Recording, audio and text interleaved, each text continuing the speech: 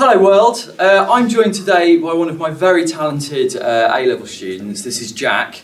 He is in year 13 and he's just about getting to the end of his year 13 course now. So I wanted to sort of have a bit of an interview with him really, to talk to him specifically about like sort of styles of acting and some of the styles of acting that he's been working in this year.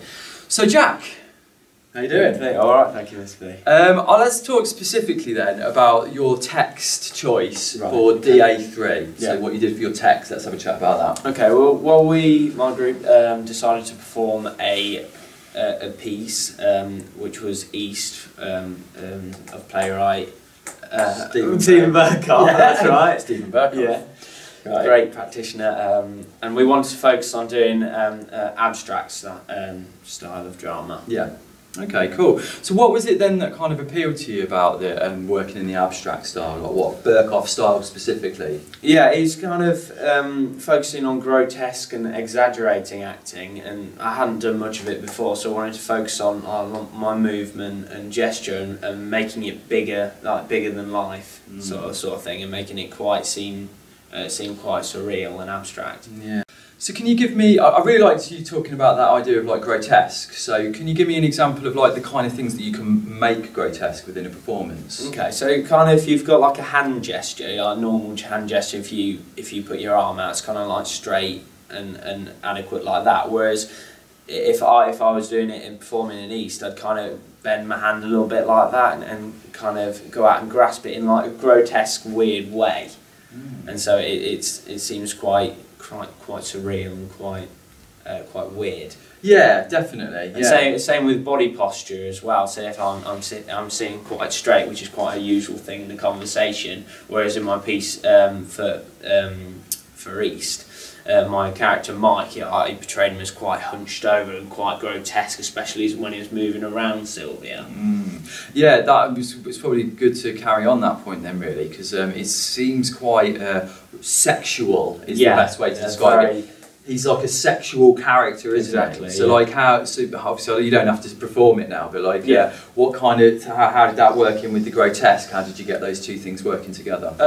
We're kind of focusing on kind of sexual body language, so I interpret it as having his body quite open, so he's quite inviting for Sylvia, and also kind of like, I know it sounds rude, but kind of like crotch gestures, so having your hands around your crotch just makes it quite sexual.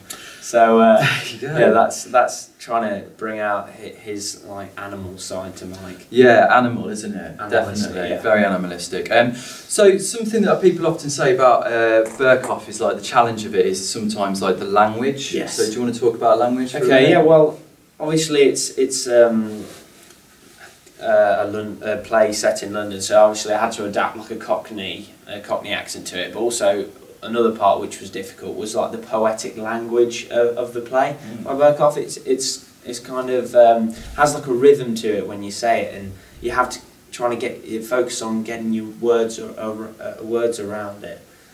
It becomes quite chewy, and so you have to just like throw the words out, and it took a lot of practicing to get it perfect. Well, yeah, and you were practicing a lot for that, weren't you? Yeah, you definitely were. Yeah. So I guess last thing then, I'm sure that the guys at home watching this will want to see a little section of it, so you don't have to do the whole thing. Just give us a vibe of what it's about. Okay. Yeah. Right, so get in the zone.